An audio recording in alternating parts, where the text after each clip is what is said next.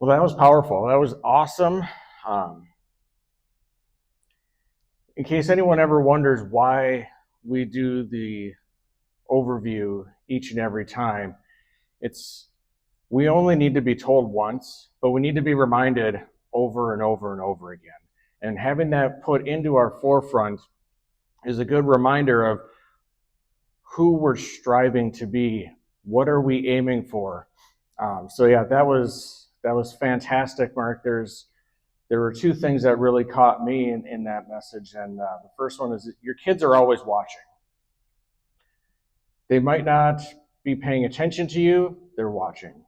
They might not even be in the same room as you, they're watching, they're listening.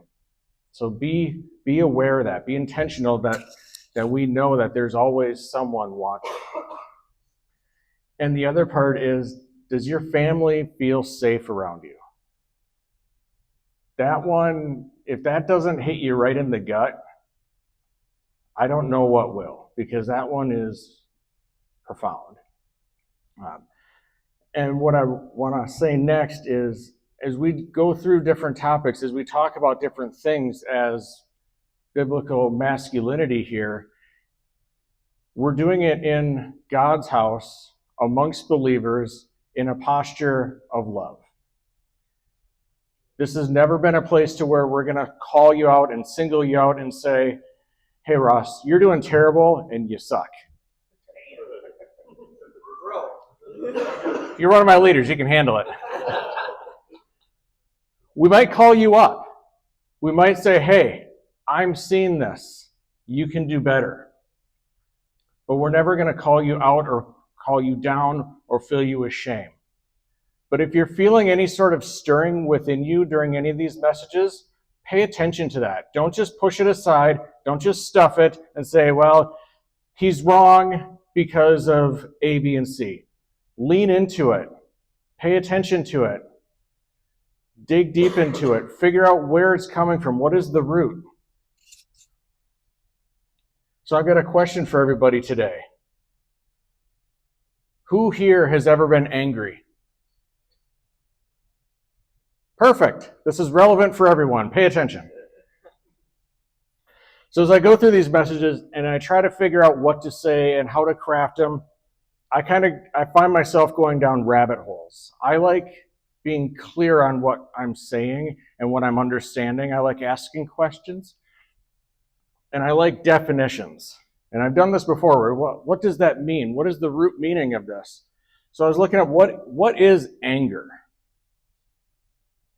So the definition is a strong feeling of being upset because something went bad. I'll say that again. It's a strong feeling of being upset because something went bad. I said I went down a rabbit hole. So I started looking at each and every word of that definition. And what does that mean? So let's break this down. You have strong. Strong is power. Feeling. That is a brief emotional state. A lot of people equate feelings and emotions to be the same thing. Well, they're not. A feeling is a subset of an emotion. So it's a brief. And that's the thing. Feelings can change. That's why if you ever heard someone say, don't be led by your feelings, it's because they change no matter where you are, who you're interacting with, and what you have going on. Being. Well, being is a state of existence. Upset. Very unhappy. Something. That can be a person, that can be a place, or that can be a thing. Went is the past tense of the word go. I went there. You were there, you're not there anymore. And bad. Not good. Or unpleasant.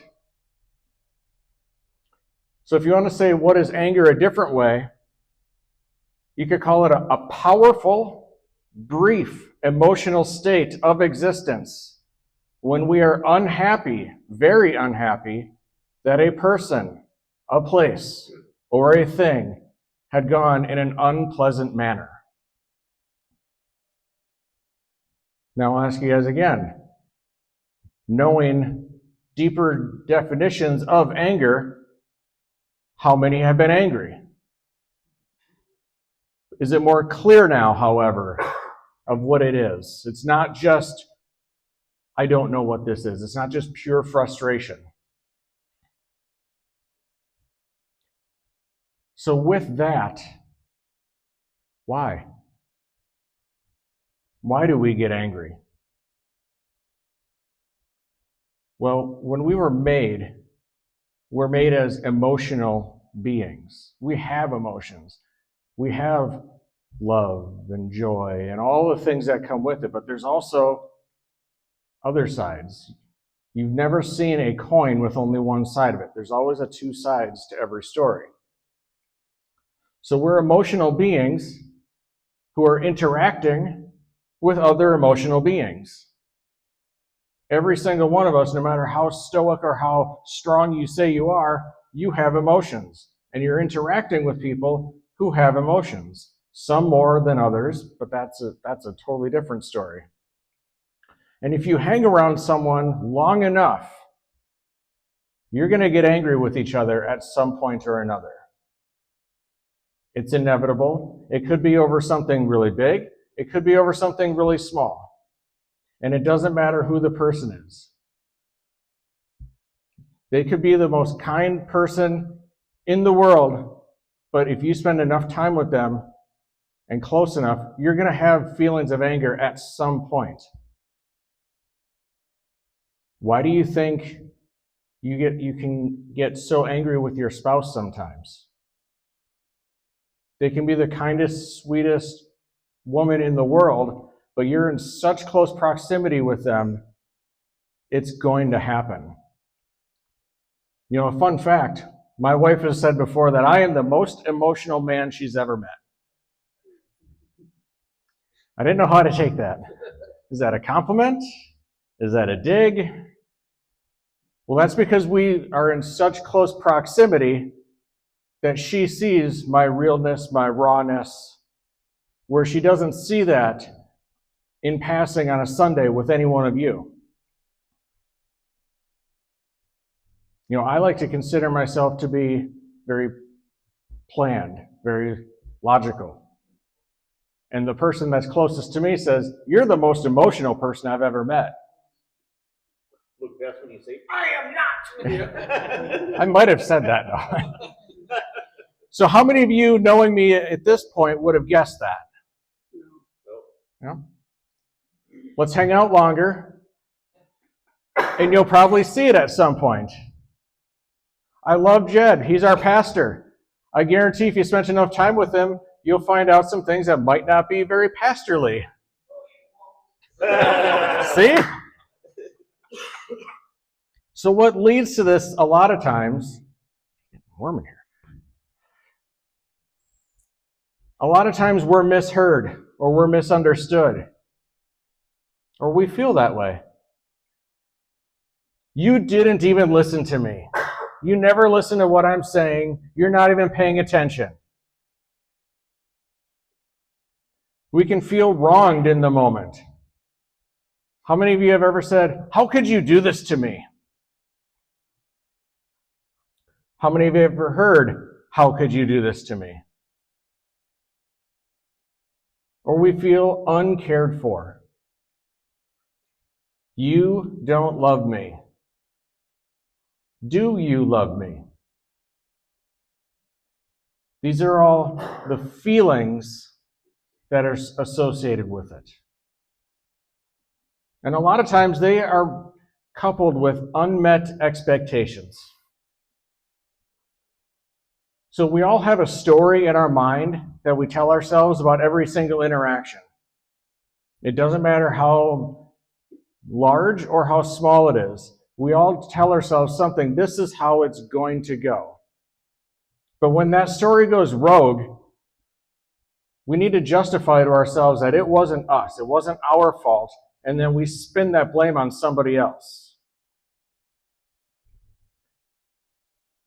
You're driving to work and somebody cuts you off, somebody hits you, somebody does something to make you upset. It didn't go to plan because your plan was, I'm just going to go to work. But guess what the greatest lie we tell when we say that? You made me angry. Nobody's ever gotten mad and said, I reacted terribly to what happened there. But that's the truth of it, isn't it? What you're doing when you say is, you make me so angry, you're giving all of the power to someone else, and you're rendering yourself useless. I reacted poorly to what you did, and I give you all power over myself. That's a strong man. You have no control over yourself at that point, and you're completely powerless to others. And I'm sure we've all been there. I know I have, and I saw everybody's hand in here raised, so I'm sure that you all have been there at some point in your life. But where does this come from? Well, like most things that are not good for us, they don't come from God. Because we're made in God's image, and if the Holy Spirit dwells within us, we have the power to overcome those lies. The lies are going to be there. They're going to be chirping. We live on this earth. This earth is not our home. It's going to happen. Can you recognize it for what it is? And can you overcome the lie? Another lie is, don't be angry. You can't be angry. Okay, well now we're getting confusing here. Now this is contradicting itself. You're telling me being angry is bad, but now you're telling me that it's okay. Well, I think what happens a lot of times, and I'm going to date myself a little bit, I remember growing up, I used to watch The Simpsons. First one that comes to my mind with this is Ned Flanders. Never gets angry, always the good khaki Christian. Until one day he has enough and completely explodes. And that's what happens. We need to learn how to manage our anger. You need to know the signs of getting angry. Not stuffing it way down for another day. Because that other day it's going to blow up. I remember hearing Pastor Jeff talking about, why are you bleeding on someone who didn't cut you? That's what happens when you stuff your anger. We're going to get angry, guys. But what you do with it matters. Mark brought up walking on eggshells. And they're always watching. I guarantee your family knows your signs. I guarantee they know when you're getting angry. And if you're really tuned into this, you'll see the signs in your family. You'll see them starting to recluse or pull back or go to their rooms or to get quiet because they know what's coming.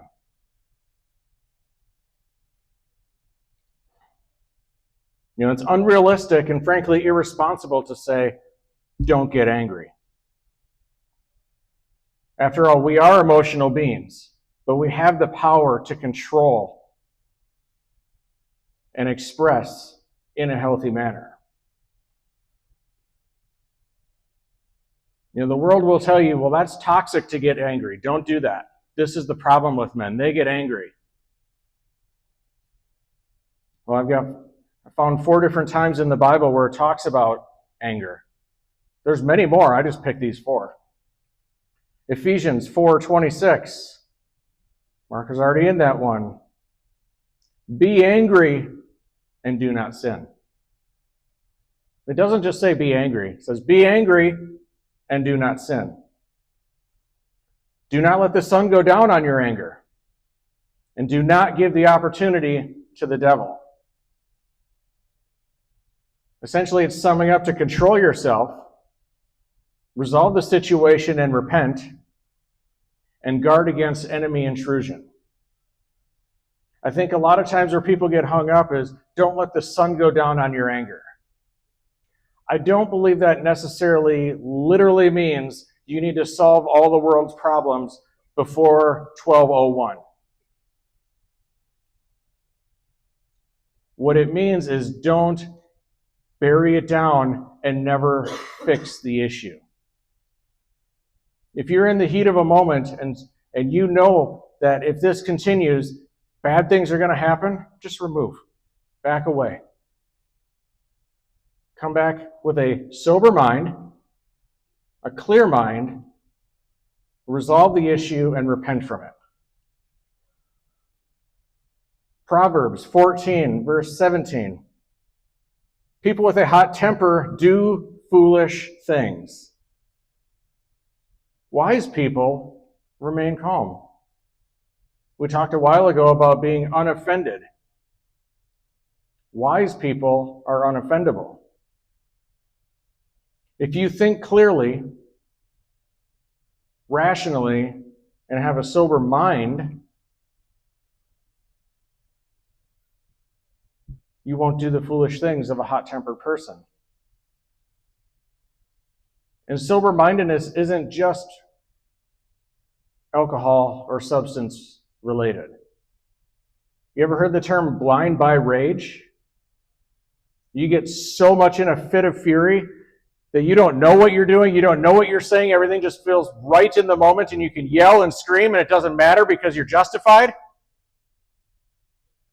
That's not sober-minded.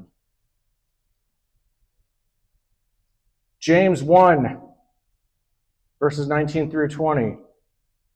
Everyone should be quick to listen, slow to speak, slow to become angry. When you're in a conversation, what's your goal of the conversation? Is it just to express your viewpoint as soon as they're done speaking? Listen to understand and not respond. The world's issues would be solved really quickly if everybody just listened to understand and not respond. Because it takes two people to have a conversation. If each person listened to understand where the other person was coming from, when it was their turn, the other person would then listen to understand where they were coming from, and then you might find some common ground. Instead of just digging your heels in and saying, you're wrong, I'm right. Proverbs 15, verse 1. A soft answer turns away wrath, but a harsh word stirs up anger. Guys, what you say and how you say it matters. Tone matters. We don't necessarily know every single time when we're speaking what our tone is like. I'm guilty of this quite often. My 16-year-old daughter actually called me out on it just last week. I said something, and she goes, whoa, tone, that's pretty sassy. I said, excuse me? And she goes, did you hear yourself? And I stopped. I'm like, you know what? I didn't mean it that way. But you're probably right. If you heard the tone, if you heard the sass, you probably wouldn't have said it that way. Now, don't get me wrong. Our family, our house is not perfect. It's taken a long time and a lot of hard conversations and trial and error to get to the point of being able to, for her to say, hey, Dad, tone. But that's having trust and faith in those around you. And that's letting them feel safe around you. Because if your family doesn't feel safe around you, how are you doing in your protector role?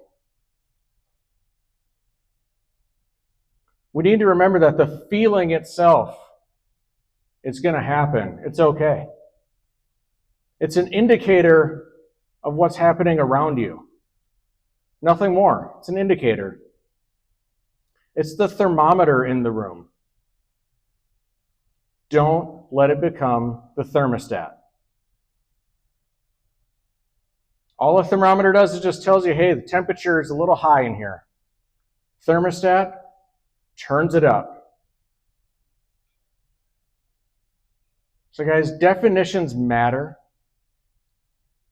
So when you're looking at things and it might not be super clear, or it just seems so mundane that words get used over and over again, dig into it, look at the definitions, and then break down each definition. Don't let a brief emotional state define who you are. Brief. That's not an identity. You look at two different ways of defining a person. You've got identity, and then you have character. Identity is what we say about ourselves. It's what we name ourselves. I identify as such. Character, however, is what others see in you. That's your reputation. It's what you're known for.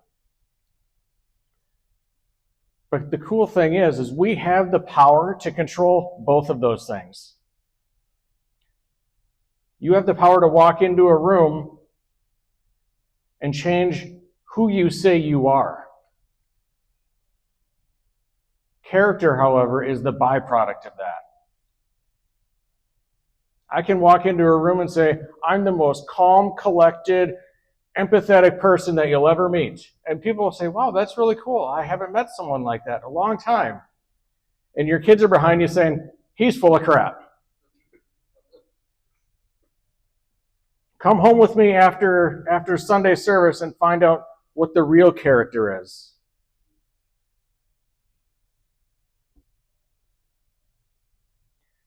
So when we're looking at how do we overcome these situations, what we need to recognize first is it's going to be easy for some, and it's going to be hard for others. We are all wired differently. There's some people that are naturally more relaxed, that just go with it. It rolls off their back. Doesn't really matter. They don't get too upset. And then there's others that are wound really tight, and you pluck the string on a guitar and it breaks. They're that just...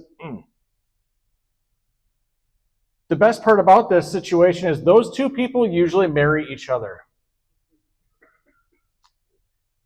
So you get plenty of opportunities to practice this, guys. But just like anything else, it takes intentionality, it takes recognition, and it takes repetition. We only need to be told once, but we need to be reminded over and over again. We need to recognize what the problem is. You need to make that decision to change. And deciding is different than choosing. Deciding is quite literally making a line in the sand and saying, I'm not going to go that way anymore. When you're choosing, it's just, well, whatever's in the moment. But when you decide, it's final. After you decide, that's where the work begins. The easy part is deciding, because how many people have had great ideas? I'm going to do this thing and it's going to be fantastic. But then they never do anything with it. There's no implementation. There's no follow-through. So you need to practice it daily. Recognize, decide, and practice. But it's never too late. You're never too far gone. Once you recognize, make that decision. So learn how to be the best listener, the best understander, and I promise you, you will experience less anger. Not no anger, less anger. But you're going to be better equipped to learn how to handle it. So learn how to set realistic expectations, and chances are you'll be disappointed less.